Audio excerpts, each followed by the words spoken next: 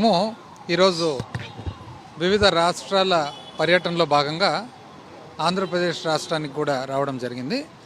YSR Congress party తరఫున మరి సూచనలు, సలహాలు, అదేవిధంగా ఏవైతే రాష్ట్రానికి సంబంధించిన వ్యవహారాలు ఉన్నాయో తెలియజేయడం కూడా జరిగింది.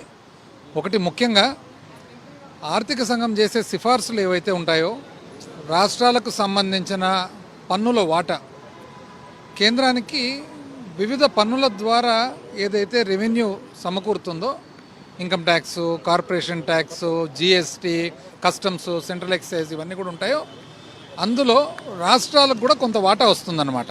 ఎందుకంటే రాష్ట్రాలన్నీ కలిపితేనే దేశం అవుతుంది కాబట్టి. అయితే అది ఎంత వాటా రావాలా అనేది ఆర్థిక సంఘము సిఫార్సు చేస్తారనమాట. అదేవిధంగా వివిధ రాష్ట్రాలలో కూడా ఏ రాష్ట్రానికి ఎంత రావాలని కూడా ఆర్థిక సంఘం సిఫార్సు చేస్తారనమాట.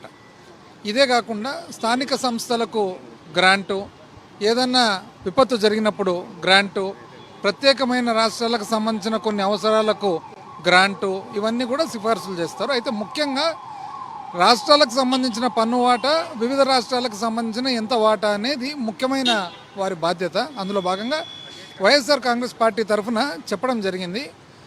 14వ ఆర్థిక సంఘము మొట్టమొదటిసారిగా డాక్టర్ వైవి రెడ్డి గారు ఉన్నప్పుడు 32% నుంచి 42%కు పెంచడం జరిగింది. ఆ తర్వాత డాక్టర్ ఎన్కే సింగ్ గారు 15వ ఆర్థిక సంఘం కూడా 41% ఇవ్వడం జరిగింది. కానీ నిజానికి చూస్తే ఇంచుమించు 10% తగ్గుతుందన్నమాట రాష్ట్రాలకు వచ్చేటప్పటికి. అంటే 42% ఒకవేళ సిఫార్సు చేసినా మనకు వస్తుండేది 32%. అంటే ఒక సామాన్య మానవునికి అర్థం కావాలంటే ఈ ఇష్యూ, ఒకవేళ ఒక రాష్ట్రానికి ఒక సంవత్సరము 40,000 కోట్లు రావాలని ఒకవేళ పన్నుల వాటా ఉంటే నిజానికి వచ్చేటప్పటికి 30,000 వస్తుందన్నమాట. ఎందుకు తగ్గుతుంది అంటే కేంద్రము సెస్సులు, సర్ఛార్జీల పేరు మీద వివిధ ప్రత్యేకమైన కారణాలకు అని చెప్పేసి ఈ వాటాలో నుంచి తగ్గిపోతుందన్నమాట. మేము వైఎస్ఆర్ కాంగ్రెస్ పార్టీ తరఫున సిఫార్సు మా సలహా ఏమంటే, అయ్యా 42 ఇచ్చినా మీరు మళ్ళీ చేతికి వచ్చేటప్పటికి 30 వస్తుంది కదా, అట్లా బదులు ఒక పని చేయండి, 50 ఇవ్వండి. ఎందుకంటే 30 ఇచ్చేది 42 మొట్టమొదటిసారిగా ఎప్పుడు డాక్టర్ వైవి రెడ్డి గారు సిఫార్సు చేయడం జరిగింది. ఎందుకంటే రాష్ట్రాలకు వాళ్లకు ఇండిపెండెన్స్ ఉండాలి, వాళ్ళకు అటానమీ ఉండాలి, వాళ్లకు ఏ విధమైన ఖర్చులు ఉంటాయో వాళ్ళకే తెలుసు. కాబట్టి ప్రతి విషయంలో కూడా కేంద్రము రాష్ట్రాలకు ఇది ఈ విధంగా చేయి, ఈ విధంగా చేయొద్దని చెప్పేదొద్దు. రాష్ట్రాలకు వాళ్ళ ప్రభుత్వాలు ఉన్నాయి, వాళ్ళు ఎన్నుకున్నారు కాబట్టి వాళ్ళ కొద్దీ వాళ్ళ ఖర్చులు వాళ్ళు చూసుకుంటారు, వాళ్ళ ఇష్టపూర్వకంగా ఖర్చులు చేసుకోవాలనే ఉద్దేశంతో పెంచడం జరిగింది. మరింత పెంచండి 50%కి, 50కి పెంచితే కనీసం 40 అన్నా వస్తుంది కదా అని చెప్పి ఒక సలహా ఇవ్వడం జరిగింది. ఇంకో సలహా ఏమంటే, మామూలుగా 1971 సెన్సస్ తీసుకుంటారు, ఇప్పుడు 2011 తీసుకుంటున్నారు. 1971 నుంచి 2011 చూస్తే వివిధ రాష్ట్రాలు ఏదైతే కుటుంబ నియంత్రణ వలన జనాభా తగ్గించుకోగలిగిన వాళ్ళందరికీ కూడా ఈరోజు నష్టం కలుగుతుంది. కాబట్టి మేము సలహా ఏమి ఇచ్చినామంటే, ఏ రాష్ట్రాలు అయితే కుటుంబ నియంత్రణ ప్రోగ్రాం కింద జనాభా తగ్గించుకున్నారో ఆ రోజు అవసరాల కొద్దీ వాళ్ళని ఈ విధంగా పెనాల్టీ వేయడం తప్పవుతుంది. కాబట్టి మరొకసారి బోనస్, అంటే ఏ రాష్ట్రాలు అయితే ఆ ప్రోగ్రాం చక్కగా నిర్వహించినారో తద్వారా జనాభా తగ్గిందో వాళ్ళకు బోనస్ ఇవ్వండి, ఆ బోనస్ ద్వారా మరింత మేకప్ అవుతుంది అనేది కూడా ఒక సలహా ఇవ్వడం జరిగింది. అదేవిధంగా రాష్ట్రానికి ఈరోజు పునర్వ్యవస్థీకరణ జరిగిన తర్వాత మనం రెండు భాగాలుగా చూడొచ్చు. 2014 నుంచి 19 ఒక భాగము, 19 నుంచి 24 ఒక భాగము. అది 14వ ఆర్థిక సంఘము, ఇది 15వ ఆర్థిక సంఘము. ఆ 14వ ఆర్థిక సంఘం పీరియడ్ వచ్చేసి ఇంచుమించు టీడీపీ ప్రభుత్వము, 15వ ఆర్థిక సంఘం పీరియడ్ వచ్చేసి ఇంచుమించు వైసీపీ ప్రభుత్వము.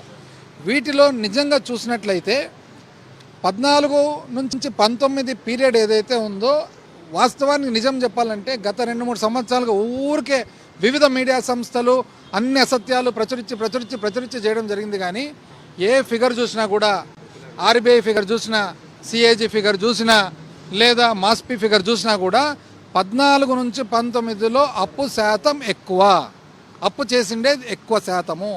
19 నుంచి 24 కోవిడ్ ఉండి కూడా అప్పు శాతం తక్కువ. ఇది చెప్తుండేది నేను చెప్తున్నాను కాదు, ఇంకోరు చెప్తున్నాను కాదు, ఇది ఆర్బీఐ చెప్తుంది, సిఏజీ చెప్తుంది, మాస్పీ చెప్తుంది, వివిధ కేంద్ర ప్రభుత్వానికి సంబంధించిన ఇండిపెండెంట్ సంస్థలు చెప్తున్నాయి. అందుకనే 14 లక్షల కోట్లను ఒక రోజు, 13 లక్షల కోట్లను ఒక రోజు, 11 లక్షల కోట్లను ఒకరోజు మట్కా నంబర్లు కదా నోటికి ఏదొస్తే అది చెప్పినట్లు చెప్పుకుంటూ ప్రజలందరినీ కూడా తప్పుదోవ పట్టించి ఇది చాలా తప్పు. వాస్తవానికి అసెంబ్లీలో ఈరోజు ఎంత అని చెప్పి వాళ్ళే చెప్తున్నారు ఎంత అప్పు ఉందనేది. కాబట్టి మేము వాస్తవాలన్నీ ముందర చెప్పడం జరిగింది. ఏ పరిస్థితుల్లో నిజాలంటే ఏమి, నిజాలు ఎక్కడి నుంచి చెప్తున్నాము, కేంద్ర ప్రభుత్వానికి సంబంధించిన ఆర్గనైజేషన్స్ నుంచి వచ్చిన ఫిగర్స్ చెప్తున్నాం. కాబట్టి చదువుకున్న వాళ్ళందరూ కూడా ఈ రాష్ట్రంలో దయచేసి మీరు నిజాలేమో కనుక్కోండి. ఊరికి అసత్యాలు ప్రచురించినంత మాట్లాడినా అది మీరు నమ్మొద్దండి. మొన్నటి వరకు మంగళవారము 1000 కోట్లు శ్రీలంక ఇంకోటి అండి. ఇప్పుడు ఎక్కడైందండి? ఎంతో కన్సర్న్ ఉండే కదా, ఎంతో చాలా దిగులు ఉండే కదా. ఇప్పుడు ఎక్కడ దిగులు లేదా? ఇప్పుడు రోజు చేస్తున్నారు. ఎప్పుడే 90,000 కోట్లు టచ్ అయింది లేదా ఇప్పుడు ఎవరికి? అంటే మొన్నటి వరకు ఒక సంవత్సరం కింద వరకు రాష్ట్రం ఏమైపోతుందో అని చెప్పి దిగులు పడిన వాళ్ళందరూ కూడా ఈరోజు ఎక్కడ పోయా దిగులు? సడన్గా పోయినా దిగులు. ఎంత అన్యాయం అండి ఇది. ఇది కాకుండా కోవిడ్ ఉన్నా కూడా వివిధ సంక్షేమ పథకాలు ఏవైతే ఉన్నాయో జగన్మోహన్ రెడ్డి గారు ప్రవేశపెట్టినది ఏది వైఎస్ఆర్ రైతు భరోసా అయితేనేమి, ఆసరా అయితేనేమి, చేయూత అయితేనేమి, అదేవిధంగా మరి ఏదైతే అమ్మఒడి అయితేనేమి, ఇవన్నీ కూడా కోవిడ్ అప్పుడు కులాలు మతాలు పార్టీలకు సంబంధం లేకుండా ప్రతి ఒక్క సామాన్య మానవుకి ఏదైతే ఇవ్వగలిగినామో ఈరోజు కూడా ఆ విధంగా ఇచ్చేదానికి అన్ని రకాలుగా మీరు సహాయపడండి అని చెప్పి రాష్ట్రం తరఫున కోరడం జరిగింది. సంవత్సరం అయినా కూడా ఇంతవరకు సంపద సృష్టి అయితే కనపడలేదు, ఇంకా సంపద తగ్గుతుంది. అదేవిధంగా ఈ సంవత్సరం రోజులుగా ఒక్క స్కీము చేయలేదు. అప్పు చూస్తే అప్పటికంటే ఎక్కువైంది. ఎక్కడ పోతున్నాయి డబ్బులు అనేది కూడా ఒక్కసారి ఎవరైతే మేధావులు ఉన్నారో ఈ రాష్ట్రంలో మొన్నటి వరకు శ్రీలంక అవుతుందని చెప్పి బాధపడిన వాళ్ళు ఉన్నారో వాళ్ళందరూ కూడా మరొకసారి చూసుకోవాలని చెప్పి మేము అన్నీ కూడా పేపర్ మూలకంగా తెలియజేయడం జరిగింది. అమరావతి భూసేకరణకి అదనంగా 45,000 ఎకరాలు తీసుకుంటారు. చంద్రబాబు నాయుడు ఇల్లు కడుతున్నారు, అభివృద్ధి జరుగుతుంది కదా. అది అభివృద్ధి అవునా కాదా అనేది మేధావులను అడగండి.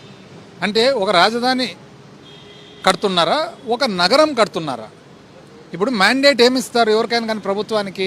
రాజధాని కట్టేదానికి మ్యాండేట్ ఇస్తారు, నగరం కట్టేదానికి ఇచ్చినారా? 5 ఎకరాలు ఇల్లు కూడా అది ఉండని 5 ఎకరాల్లో కట్టుకోవచ్చు, 10 ఎకరాల్లో కట్టుకోవచ్చు, ఎకరాతో కట్టుకోవచ్చు, అది వేరే విషయం. ప్రభుత్వానికి 5 సంవత్సరాలు కాలపరిమితి ఉంటుంది. ఎన్నికైన తర్వాత అన్నీ బాగుంటే 5 సంవత్సరాల లోపల మ్యాండేటు రాజధాని కట్టాలనే నగరం కట్టాలనే. అది మేధావులందరూ ఒకసారి ఆలోచన చేయాలి. నంబర్ 1. నంబర్ 2, మన శక్తి ఎంత? అన్ని బ్రహ్మాండంగా కడితే సంతోషమే కదా, అందరికి సంతోషమే, ఎవరు వద్దంటారండి? ఇప్పుడు మన దగ్గర ఒక మోటార్ సైకిల్ కొనేదానికి స్తోమత ఉన్నప్పుడు, ఒక కారు కొనేదానికి స్తోమత ఉన్నప్పుడు ఏరోప్లేన్ కొంటాము అంటే కొనొచ్చునేమో చెప్పలేము, దానికి కంతులు ఎవరు కట్టాలా? సంతోషమే. మీరందరూ ఇప్పుడు ఏరోప్లేన్లో తిరిగితే మాకేమైనా బాధనా? తిరగాలనే ఉంటుంది, కానీ దాని స్తోమత కావద్దా? ఇవన్నీ చూసుకోవాలనే మనం చెప్తా ఉండేది. మన రాష్ట్రం ఏమి, మన పరిస్థితి ఏమి? మా పార్టీ తరఫున మాత్రం పేదవాని బ్రతుకు తెరువు, పేదవాని సంక్షేమము ప్రధానం గవర్నెన్స్లో అనేది మా సిద్ధాంతం. ఇది రాజశేఖర రెడ్డి గారిది అదే సిద్ధాంతమే, జగన్మోహన్ రెడ్డి గారిది అదే సిద్ధాంతమే, మా అందరిది కూడా అదే సిద్ధాంతమే. సామాన్య మానవుడిని బ్రతుకు తెరువు మాకు ఇంపార్టెంట్.